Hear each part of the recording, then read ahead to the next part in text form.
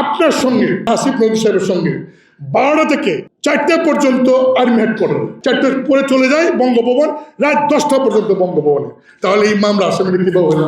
যে দেশের আইনমন্ত্রী স্বরাষ্ট্রমন্ত্রী বলেন যে আমাদের মামলাগুলি ফলস, সেই ফলস মামলা যদি প্রত্যাহার না হয় তা নির্বাচনে আমরা গেলে পরে এই ফলস মামলা দিয়ে নির্বাচনের সময় আমাদেরকে অ্যারেস্ট করবে না, এটারই কি নিশ্চিত আছে? আমার বিরুদ্ধে 11টা মামলা 5ই আগস্টের পরে, আমাদের এনডিএফের চেয়ারম্যান তার বিরুদ্ধে 13টা মামলা, আমাদের মুখ্য এই spokesman A B M rule Haldar তার বিরুদ্ধে 12টা মামলা, তার বাড়িঘর লুট করছে, তার সম্পত্তি দখল করছে। তারপর আমাদের কুকার বিরুদ্ধে মামলা, আমাদের এরকম অনেকের বিরুদ্ধে মামলা, এই যে চিটাগাঙ্গে আমাদের সেটার বিরুদ্ধেও 8টা মামলা। সবচেয়ে বড় বিষয় হলো যে এই মামলাগুলি নিয়ে মাননীয় আইন উপদেষ্টার সঙ্গে আমি সাক্ষাৎ করি। উনি আমি ঢাকা বিশ্ববিদ্যালয়ের একই বিভাগের ছাত্র, আমার অনেক জুনিয়র তিনি। বললাম যে ভাই এই যে মামলা, এই মামলাগুলি কি হবে? যেমন একটা মামলা 5ই আগস্টের দিন বিকাল 3টা উত্তরা পশ্চিম থানায়, সেইখানে আসামি করা হয়েছে আমাকে, এবং সেম দিন আরেক মামলা করা হয়েছে বেস্ট আনিসকে। টানা তৃতীয়বার অর্জন করেছে দেশের সেরা সুপার ব্র্যান্ড স্বীকৃতি বসুন্ধরা টিস্যু।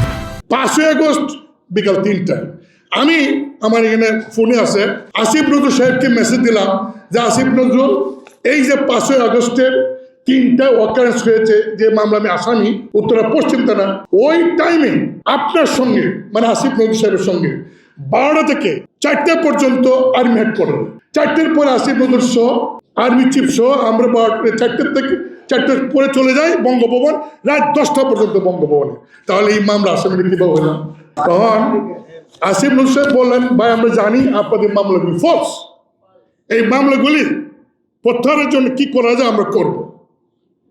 ঠিক একই স্বরাষ্ট্র উপদেষ্টা মোদীর সঙ্গে দেখা করলাম কয়েক মাস আগে, তিনি একই কথা বললেন যে দেশের স্বরাষ্ট্র উপদেষ্টা আইন উপদেষ্টা আইনমন্ত্রী স্বরাষ্ট্রমন্ত্রী বলেন যে আমাদের মামলাগুলি ফলস, সেই ফলস মামলা যদি প্রত্যাহার না হয় তা নির্বাচনে আমরা গেলে পরে এই ফলস মামলা দিয়ে নির্বাচনের সময় আমাদেরকে অ্যারেস্ট করবে না, এটারই কি নিশ্চিত আছে? তাই আমি বলব, মানে প্রধান উপদেষ্টা যদি নির্বাচন সম্মুখ করতে চান, সত্যি যদি নির্বাচন করতে চান, দয়া করে আমরা যারা নির্বাচন পাগল মানুষ, আমাদের এই সমস্ত ফলস মামলাগুলি প্রত্যাহার করেন, আইন শৃঙ্খলা পরিস্থিতি কঠিনভাবে নিয়ন্ত্রণ করেন, অস্ত্র বৈধ উদ্ধার করেন, নতুন অস্ত্র দেওয়া দরকার নেই, গানম্যান দেওয়া দরকার নেই, অস্ত্র উদ্ধার করেন এবং পরিবেশ করেন। ইনশাল্লাহ অবশ্যই নির্বাচনে আমরা যেতে চাই।